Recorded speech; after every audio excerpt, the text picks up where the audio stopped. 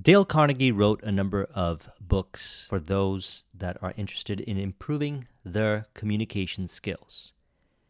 One of his most popular is How to Win Friends and Influence People. Another, which was a classic for me when I started on this journey of communication skills, improving it in, let's say, 2006-7, when I made a commitment that I was going to get better at it, was the book The Art of Public Speaking. It laid the foundation for me into deeper understandings of communication. And since then, I've been fascinated by the topic of communication, influence, persuasion, and as we've been discussing, self-persuasion. And as we are going to realize in these reflections that I've put together as a result of a few of his books, is going to play one of the biggest roles in our ability to effectively communicate. So that's actually one of the key insights that I've gathered from his books, is to be completely absorbed in your subject and leave no room for doubt. He says, apply the blacksmith homely principle when you are speaking. If you feel deeply about your subject, you will be able to think of little else. Concentration is a process of distraction from less important matters. It is too late to think about the cut of your coat when you are upon the platform. So center your interest on what you are about to say. Fill your mind with your speech, material, and, like the infilling water in the glass, it will drive out your unsubstantial fears. So one of the challenges that we experience on this journey of communication is the internal interpretation of ourselves and how we relate to others, which is embodied in our behaviors, in our communication, which is a result of our self-image, our concept of self. One of the best ways to reveal this concept of self or self-image and overcome certain attributes that we've identified with in the self-image, certain beliefs, interpretations, and assumptions, is through the practice of public speaking. Public speaking is a way to express what you desire to see as far as information goes in a way that benefits the lives of others, and to produce a effect or an influence that can help somebody else as a result of your experience, as well as provide you valid insight. It's one of the most profound mirrors that we can look at. When we look at our audience and see how we engage with the audience, it can really reveal what is within our subconscious mind, our self-image. So thus I recommend studying and practicing public speaking. Now this is something that we could look at it from multiple perspectives. Number one is we can look at it from the perspective of speaking to an audience, from a stage, from a platform. We could also look at it as presentations. Maybe you do presentations in your company, presentations for your team, presentations in your organization, sales presentations. We can also look at it from the perspective of one-on-one communication. Every day we have the opportunity to connect with each other. Certainly one of the practices that I've developed on this journey, as I committed to improve my communication skills, is to start a conversation and engage in a conversation wherever I am, be it in a lineup, in the elevator, at the airport.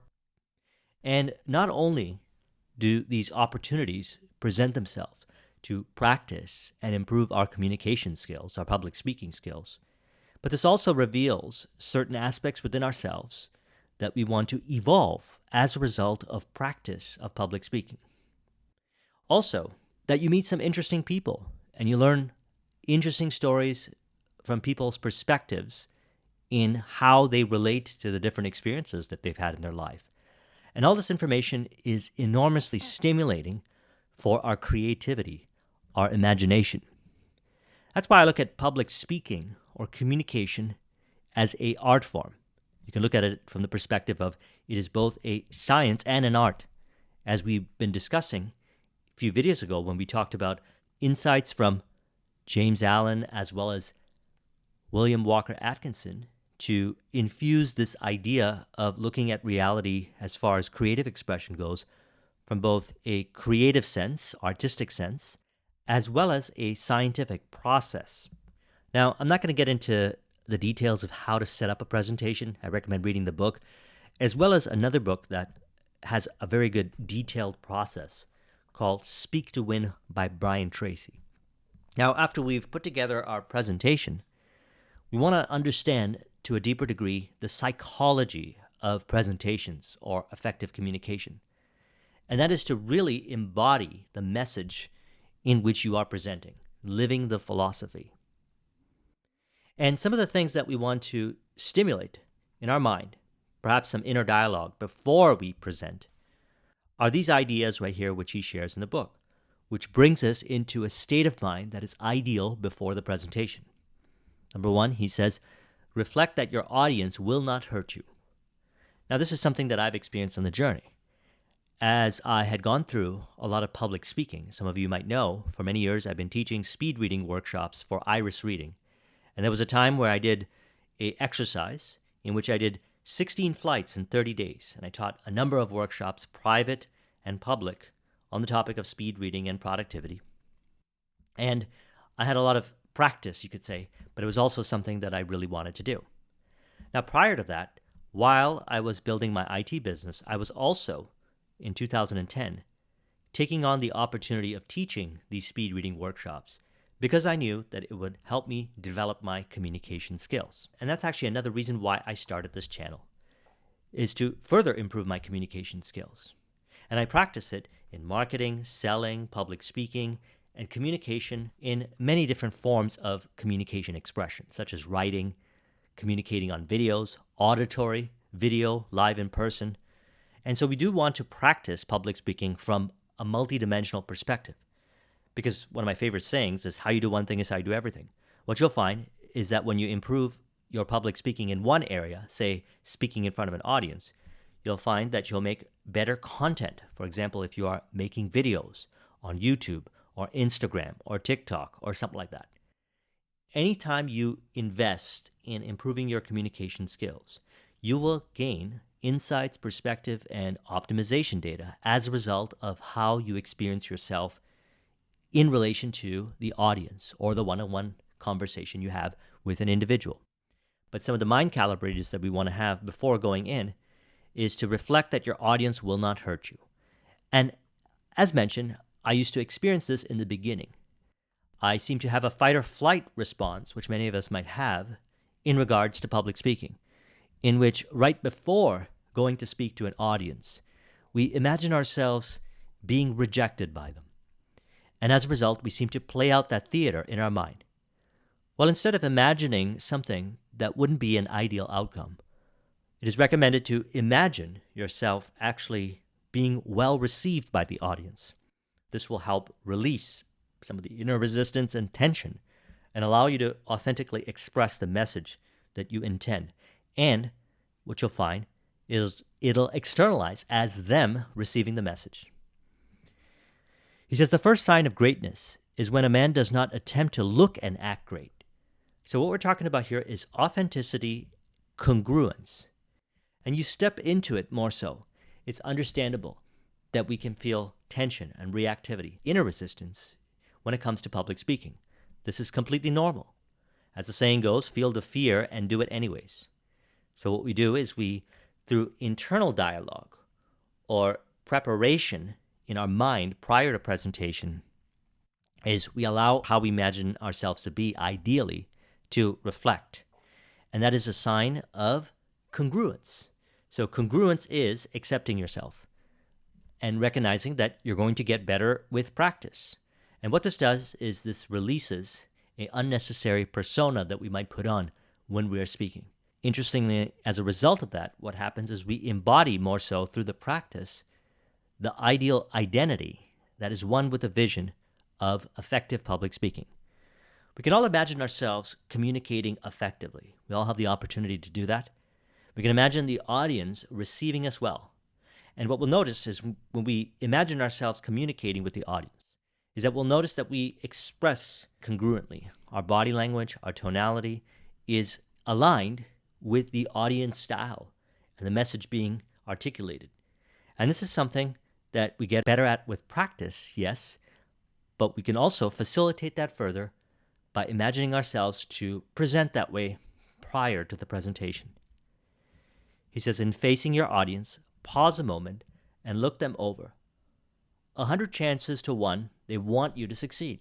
So again, this is about transcending this doubt that we have. So when we are so absorbed in our subject and we are so engaged in the opportunity to present what we have to offer to the audience in a way that will benefit them, because we know it'll benefit them and they will receive that value.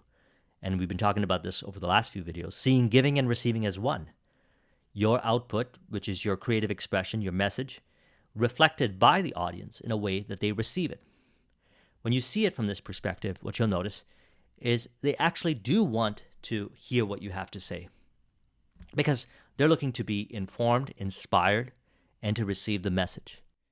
And based on your congruence and your sincere desire to want to articulate in a way that will facilitate a transformational change in them, they're going to understand from the perspective of your state of mind, which is simply another way of saying they're going to reflect the state. This is something that we speak of in neurolinguistic programming, the transference of frame. There's a book called Pitch Anything by Oren Clef, which is another book that I recommend. And although it speaks from the concept of presenting pitches, let's say business opportunities and so forth, we can also infuse the insights that was discussed in there regarding this concept of internal frame, or reflecting your state of mind as the other person, externalizing it in the audience, as something that will be very beneficial for our understanding on this journey. Now, how do we do that? Is by imagining ourselves to be that way. We embody it in our behaviors as a result of identifying with it in our mind. So we go in expecting, as he says here, for the success to happen or the results to happen. As we've been discussing in our conversations over the last year and a half, that imagination is the key to bringing forth the reality that we desire. And same is to be true when it comes to public speaking. If we imagine ourselves to be a certain way, relate to others a certain way, and express a certain way that will be ideal, prior to going into the interaction, thus overriding any doubt-based thinking that seems to conjure up scenes in our imagination prior to, and thus play out the theater. If we can override that with the ideal imagination-based scenarios or scenes, then we'll see that expressing real time more so as we practice and improve our public speaking skills. And he says, do not apologize. It ought not be necessary. And if it is, it will not help. Go straight ahead. So what he's saying is really stepping into that role. This is about recognizing that what you have to offer is what others want to receive. It's that state of mind that starts to express it when we step into it. One of the things that we do when we identify with rejection as a state of mind, as a way of thinking, is we begin to look for the approval and validation and apologize subconsciously for authentically expressing. And as a result, we reflect that in how people respond and receive our message. And when we look at that as optimization data, we recognize that the change is within ourselves.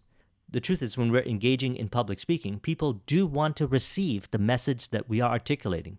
They showed up there ready to have some information, whether it be entertainment, inspiration, or instruction on how to produce an effect or receive a benefit or a certain level of experience as a result of engaging with you as the speaker.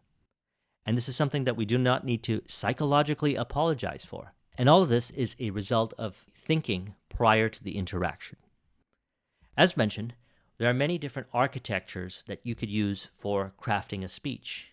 And he does give examples throughout his books, but what I really would like to focus on here is the psychological aspects and his embodiment elements in relation to the self-image that I have learned from his books, which again tracks back to when I had started this journey. Now, after many years of going through his information again, I started to pick up the nuances that I didn't pick up the first time. we got to reflect back on something that we've been discussing a lot, which is knowledge plus experience equals wisdom. So if you learn from or you read a book or you watch some videos on public speaking or presentations, it's important to practice it, because as you practice the public speaking, and it can be practiced on a YouTube channel, for example, you can put together some videos. That's a form of public speaking. Or you could do it at a live event or a group event. You can get a bunch of people together and you can communicate what you're going to learn as a result of reflection of that particular experience or those experiences, and referring back to the book or videos such as this, is you're going to pick up even more nuanced details. Dedicate time each day to improving the public speaking skills. So I would volunteer to speak while I was in corporate in presentations. I would also take on public speaking opportunities outside, which was presenting in front of friends or groups about certain topics and so forth. I would create these opportunities. And as a result of creating these opportunities, what I found was I had reference experience. Then usually at the end of the night or in the evening, I would go back to the books or I would watch some YouTube videos, and I would pick up some insights on how I could optimize. And this journey would continue for many years until I became very proficient when it comes to speaking in front of an audience. Then I decided that I was going to develop my public speaking when it comes to speaking auditory on videos such as this, as you're listening to, and in podcasts. For me, audio information had the most transformative effect on my psychology.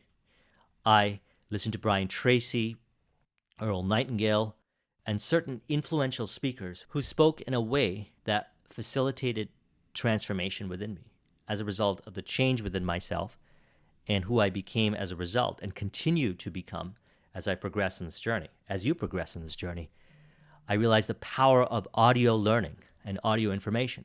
That's why in my subconscious mind program, or in all these conversations we have, I emphasize the importance of auditory learning, audio affirmations, because what we find is that this dialogue, or how we think as a result of our experiences, can be facilitated towards the ideal way of being by adjusting this inner conversation.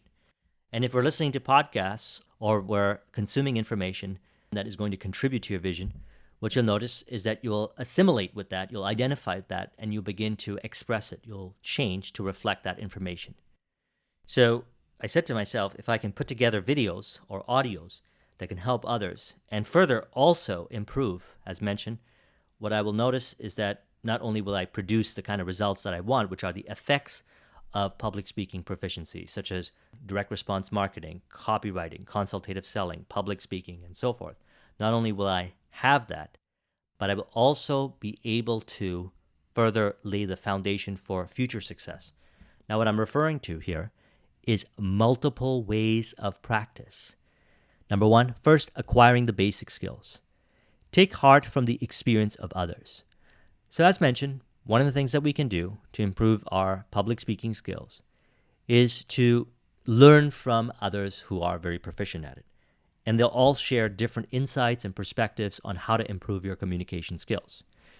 If you're interested in improving your voice tonality, then I recommend watching the video, which I'll link in the description, to Roger Love's TED Talk. And Roger Love is a voice coach for some celebrities and very prominent figures, and one of the best that I've seen.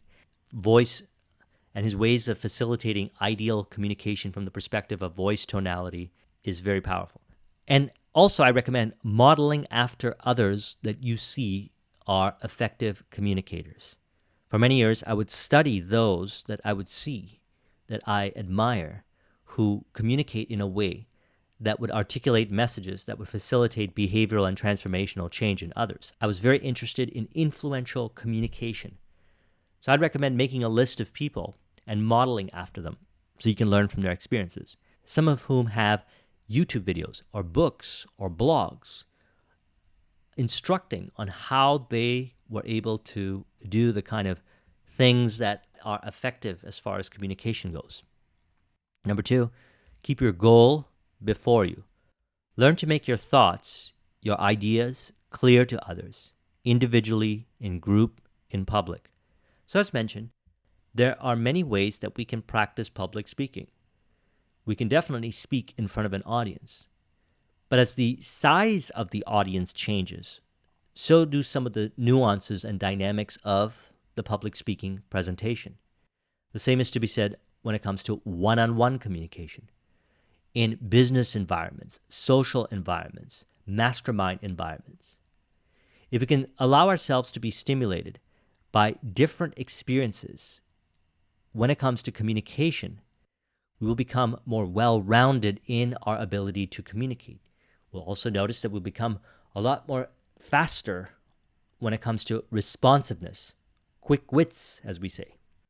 And this will be a result of being stimulated by public speaking through a broad array of experiences. So it's not just about the volume, but it's also about the diversity of activities in relation to public speaking.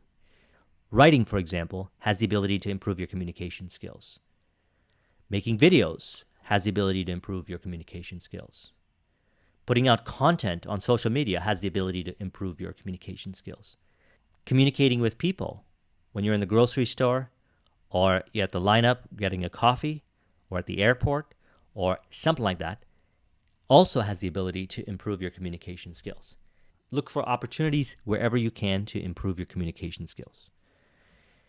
He says you can reap a double benefit from this prescription. Your self-confidence strengthens as you learn to speak to others, and your whole personality grows warmer and better. This means that you are better off emotionally, and if you are better off emotionally, you are better off physically. Now, this reminds me of what we've been learning from Olivia Fox-Cabane's book, the 3 elements that she articulated that are related to charisma, power being direction, presence being in the now, listening and connecting with people at a deeper level, which is a distinction, speaking with people rather than talking at them, and then warmth, connecting in a way that's relatable, which ties into emotional intelligence, which we also discussed. I'll put a link in the description to that discussion that we did, emotional intelligence. Predetermine your mind for success. A lot of this has to do with knowing where you're going and committing to going in that direction and staying committed. Because as mentioned, public speaking can be one of those activities that is the most revealing as far as our insecurities go, our self-esteem goes. And as we've been discussing, public speaking is one of the most revealing ways of understanding what is in our subconscious mind, what is being hidden from the conscious understanding of who we really are and how we present ourselves. And these insights are gathered through the presentation. One of the things that I always recommend doing is reflecting after the presentations and the conversations and noting what shows up, knowing that we get better with each practice. He says, you have set your sights on the goal of increased confidence and more effective communication. From now on, you must think positively, not negatively, about your chances to succeed in this endeavor. You must develop a buoyant optimism about the outcome of your efforts to speak before groups. You must set the seal of determination upon every word and action that you devote toward the development of this ability. And as mentioned, and to further emphasize this, he says, seize every opportunity to practice. As you read on this book, and as you put its principles into practice, you too will be headed into adventure. You will find it is an adventure in which your power of self-direction and your vision will sustain you. You'll find it is an adventure that can change you inside and out. And I'll speak from experience on this. Communication skills, public speaking, has been one of the most transformative things that I've ever done in my life. Because upon reflection, I realized that it was the most revealing thing. Because by communicating with people, we can really reveal what's going on within ourselves. Everything from our tonality, our body language, what we say. People are our mirrors that reflect. As I mentioned many times in the video, see reality as both revealing and inspiring, revealing what we are identifying with. A lot of times it's unconscious. And inspiring, as in when you communicate with somebody or you communicate with a group, you will find better ways of articulating the same message. And you'll find this enthusiasm awaken as you go to present that same information, only this time presented a little bit more effective or from a different perspective, or integrate other kinds of information in a way that articulates the same message from many different perspectives. And this makes you a dynamic communicator, stimulating the interest and imagination in your audience, which is a reflection of the multi-dimensional ways of practice that you've been engaging in. Small groups, large groups, one-on-one. See public speaking as something that you can practice anywhere where there's people, in some shape or form, in relation to the contextual of that particular environment. There is an opportunity to practice public speaking. Number 2, develop confidence. And what we find is confidence is further developed while we get better at speaking in public. He said, get the facts about fear and speaking in public. Fact number 1, you are not unique in your fear of public speaking. Public speaking is something that many of us have fears engaging in. And this is normal. We accept it, we embrace it, and we move forward, and we get better at it. Number 2, a certain amount of stage fright is useful. It is nature's way of preparing us to meet unusual challenges in our environment. I speak about this a lot. One of our goals is to transmute challenge into opportunity. And how do we transmute challenge into opportunity? Well, we find ourselves in more challenge, and we embrace the challenge. We find flow in the challenge. We see it as something that we want to integrate with in a way that's going to be transmuted over to how we really want to experience life. And the more challenges that we overcome in public speaking or communication, the better we get at understanding ourselves, and the more relatability and unity we will find when we communicate and connect with others. Number 3, many professional speakers have assured me that they never completely lose their stage fright. It is almost always present just before they speak, and it may persist through the first few sentences of their talk. And I can relate to this. I find that over the years that it's getting easier and easier to the point where a lot of times I just do it. But there could be times where it could show up again, usually a lot lighter than before. But I believe that one of the reasons why is through the repetition of practice from many different perspectives. So that way what happens is public speaking is a way of life, a way of being. Influential communicator becomes the identity that I embody. And this is something we can all do as a result of practice.